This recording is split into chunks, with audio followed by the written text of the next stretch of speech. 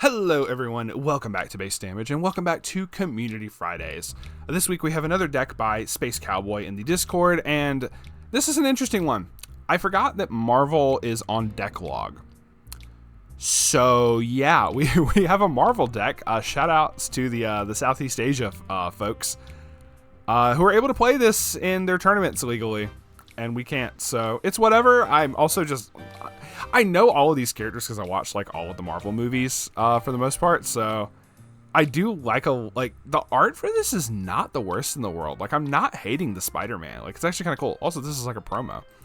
A lot of these are pretty cool. Like the Rocket Raccoon looked like really sick, like for how they did for him and everything. So it's whatever. I just don't know what this deck does, so we're gonna take a look at this today. This one is also the title, like every single one of these has been a banger. Space Cowboy. Wait a minute, this isn't Marvel Rivals, or it could be. No.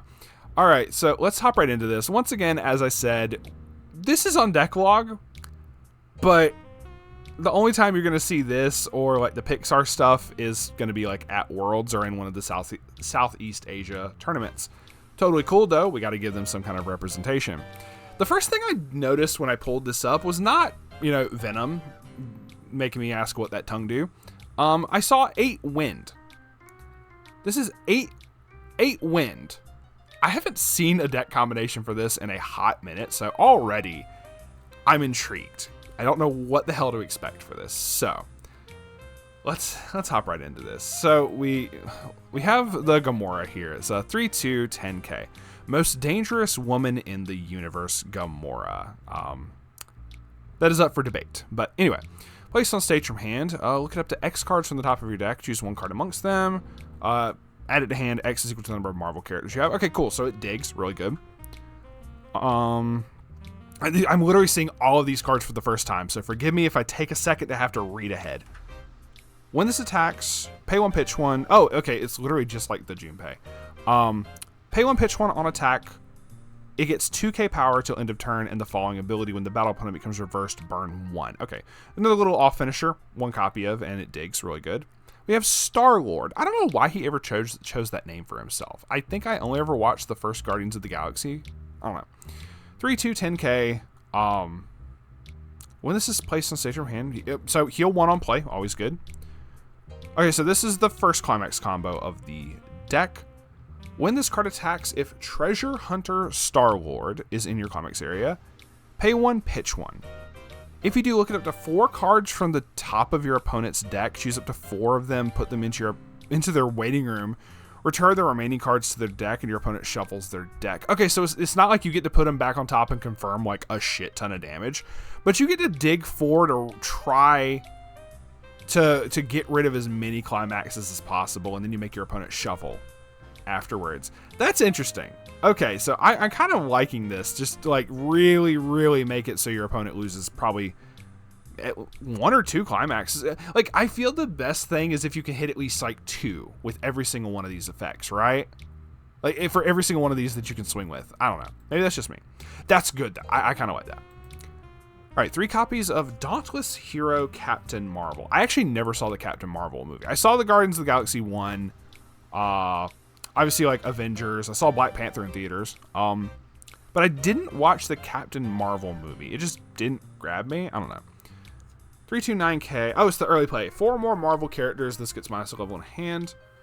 Placed on stage from hand, you can discard a card. Put the top card of your clock into your stock, and when you use an act, she gains a buff for the turn. 500 equals the number of other Marvel characters you have.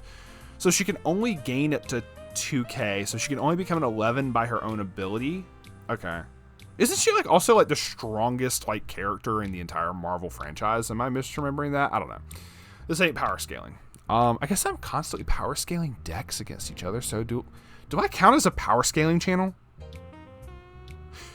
Existential Crisis is later. 1 copy of Hero of New York Spider-Man. 2/1 25, but it's a 3k backup. It is a promo, and it's the memory kick of Spider-Man. I think I remember Desmond showing this to us in the Discord. Okay. Dark Hero Venom 2500 backup is the anti-change.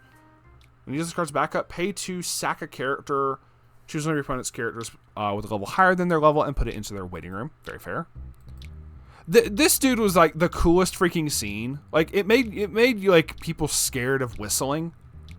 Like, oh, if I hear whistling, I'm gonna get an arrow through the freaking head. This was like one of the baddest dudes in like a lot of the Marvel movies. That's just so cool.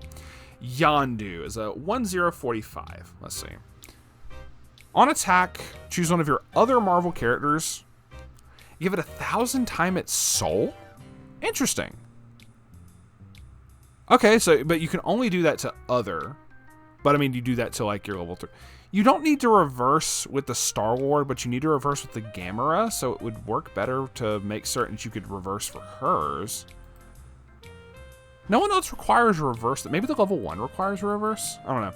I see the Rocket Raccoon is the other one with the climax combo, so we'll see in a second here.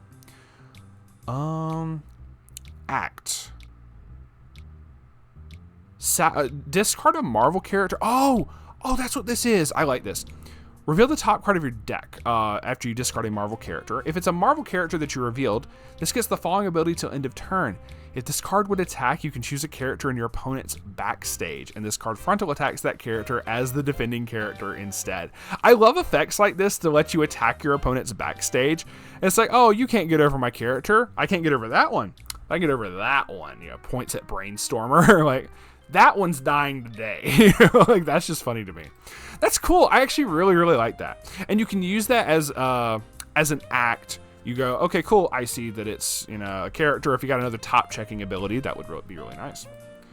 All right, so the only thing I don't see, if I glance through the rest of this really quick, this other one's called Guardians of the Galaxy. Why didn't... Wait. Is that fucking Kratos?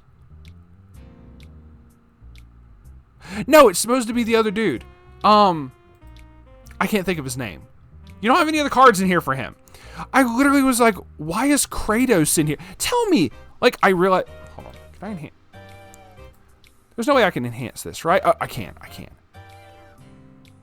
Tell me that... I know it's the other dude. I just can't think of his name. But with this art, it looked like Kratos. Don't hate me for that. Anyway. Took me a second. Anyway. All right. Let's get this back to the normal size. All right. So... next we have Rocket Raccoon, 104k. Gains 500 power for each of your other Marvel characters, so can become a 6k by itself.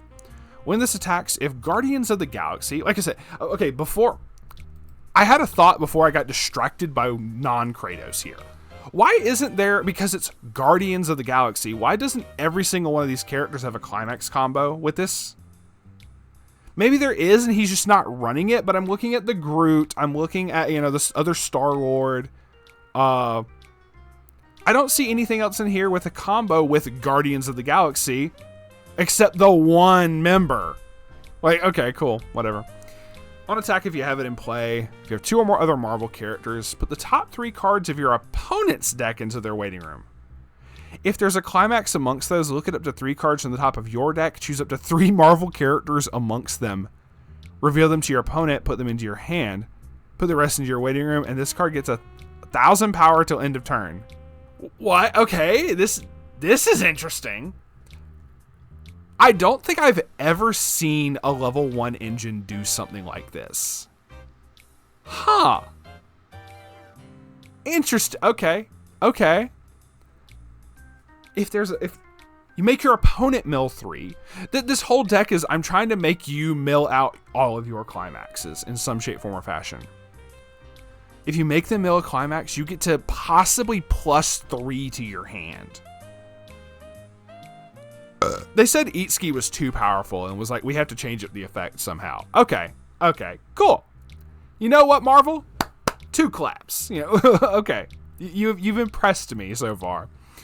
4 copies of this Gamora, 103k. During your turn, this gets 4,000, so it becomes a 7k for no reason. When a climax with a spin trigger, which is the wind, is placed in your climax area, look at the top card of your deck. Put it on top or into your waiting room. And this card gets the following ability till the end of your turn. When this card's battle opponent becomes reversed, reveal the top card of your deck. If it's a level 1 or higher, put it into your hand. You don't get to confirm. It's just kind of funky with this. I mean, you have enough targets. Like the whole, like, oh, I'm trying to set up card on top of my deck and everything. you don't. That's not going to be the card that you add to hand if you see that it's a 1 or higher, because you're going to trigger that one first. That's where it's kind of funky to me. Maybe there's another one in here that matters with the spin triggers, I guess. I mean, I see this has spin trigger up here. Mantis, how many was this? 3 copies of Mantis, 102K. Okay. When your character trigger check reveals a spin, you can pay 1 to draw a card, making it so, okay, cool. I swing, I spin, I get to bounce one of your characters, it goes to my stock. Cool, I pay it out immediately and draw a card. Very nice. And it's a cost 0 or lower stock, bottom deck stock bomb? Or sorry, I said bottom deck. Bottom card of your opponent's stock. So you get to stock bomb. Very nice, very nice. Okay. 2 more Mantis. Peculiar Empath Mantis, 00500. Beginning of your climax phase, you may look at the top card of your opponent's deck, just for free. Rest this. Choose a character, gets 1,000 power, and when this card's battle opponent becomes reversed, you may put that character into your opponent's stock. Put it into your opponent's stock and put the bottom card of your opponent's stock into the waiting room. She's just like all stock shenanigans of just get stuff off the field. Whether it's the level 0 bomb or whether it's this, she's just like, you got removal in here? Okay, cool. Like, very nice. I'm liking the tech for stuff. Born on Earth and raised in space, Star-Lord, 002K. Up to 2 times per turn when your other Marvel character is placed on stage from your hand. He gets 1,000 power, okay. So he can become a 4K. Oh, he's a clean cut. When this card's battle opponent becomes reversed, choose one of your other Marvel characters, rest it, put it into an open position of your backstage. So, very nice. 3 copies of I Am Groot. You knew I was going to do it. You knew I was going to do it. 001K, tree-like humanoid Groot. When a climax with a spin trigger is placed in your climax area, choose one of your characters, and he gets 1,500 power till end of turn. Okay, so this is cool. It's a brainstorm as well. Pay 1, rest this, mill 5 for each spin trigger that you reveal with amongst the 5. Salvage back a character. Okay, cool. More synergy with the whole the 8 spin here. Like I said, I just feel like it's a missed opportunity to not have at least one of every single one of these guys have a climax combo with the Guardians of the Galaxy climax. I don't know. It just feels like a wasted opportunity to me. Maybe there are more. I don't know the set. So if there are more, let me know. We'll look into it. Nebula, 001K. Place on stage from hand, reveal the top card of your deck. If it's a Marvel, add it to hand, discard a card. Cool. When this is placed on stage from hand, you can pay 1 and discard a Marvel character. If you do, look at up to 3 cards from the top of your deck, choose 1 card amongst them, put in your hand, put the rest into waiting room. Okay, cool. So just filter, always good. Wakanda forever! King of Wakanda, Black Panther, 0015.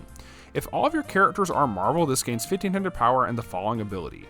When this card's battle opponent becomes reversed, choose a Marvel character in your waiting room, return it to your hand.